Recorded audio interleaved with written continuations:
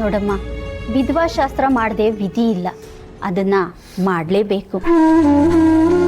ಆ ವಾಮನಾಚಾರ್ಯ ಸೊಸೆ ವಿಷಯ ನಿಮ್ಗೆ ಗೊತ್ತೇ ಇದೆಯಲ್ಲ. ಪಾಪ ಆಕೆ ಇನ್ನೂ ದೊಡ್ಡೋಳೆ ಆಗಿರಲಿಲ್ಲ. ಗಂಡನ್ ಕಳ್ಕೊಂಡ್ಳು ಅಂತ ಹೇಳಿ ಕೇಶಮುಂಡನ ಮಾಡಲೇಬೇಕಾಯ್ತು. ಮೊದಲೇ ಅವಳಿಗೆ ತಾಯಿ ಇರಲಿಲ್ಲ, ಅದು ಹೇಗೋ ಬೆಳ್ಕೊಂಡ್ಲು. ಮುಂದೆ ಅವಳ ಗತಿ ನೆನೆಸ್ಕೊಂಡ್ರೆ ಸಂಕಟ ಆಗುತ್ತೆ. ಹೆಣ್ಣು ಅಂತ ಭಗವಂತ ಹುಟ್ಟಿಸಿದ್ಮೇಲೆ ಇದನ್ನೆಲ್ಲ ಅನುಭವಿಸ್ಲೇಬೇಕು, ಬೇರೆ ವಿಧಿನೇ ಇಲ್ಲ. ನಮ್ಗಿದೆಲ್ಲ ಯೋಚನೆ ಇರಲಿಲ್ಲ.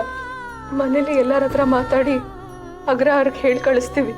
ತಪ್ಪು ತಿಳ್ಕೊಂಬೇಡಮ್ಮ, ನಾವಿದನ್ನೆಲ್ಲ ಹೇಳ್ತಾ ಇರೋದು ಗೋಪಮ್ಮನ ಒಳ್ಳೇದಕ್ಕೆ. ಆಗೋದೆಲ್ಲ ಆಗಲೇಬೇಕು. ಯಾರಿಗೋ ಬೇಜಾರಾಗುತ್ತೆ ಅಂತ ಶಾಸ್ತ್ರನ ನಿಲ್ಲಿಸಬಾರ್ದು.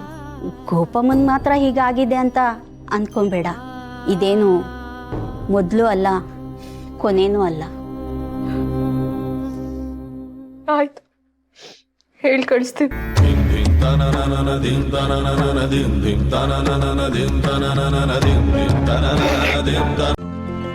ಇಂದೇ ಡೌನ್ಲೋಡ್ ಮಾಡಿ ಮತ್ತು ನಿಮ್ಮ ನೆಚ್ಚಿನ ಶೋಗಳನ್ನ ಆನಂದಿಸಿ.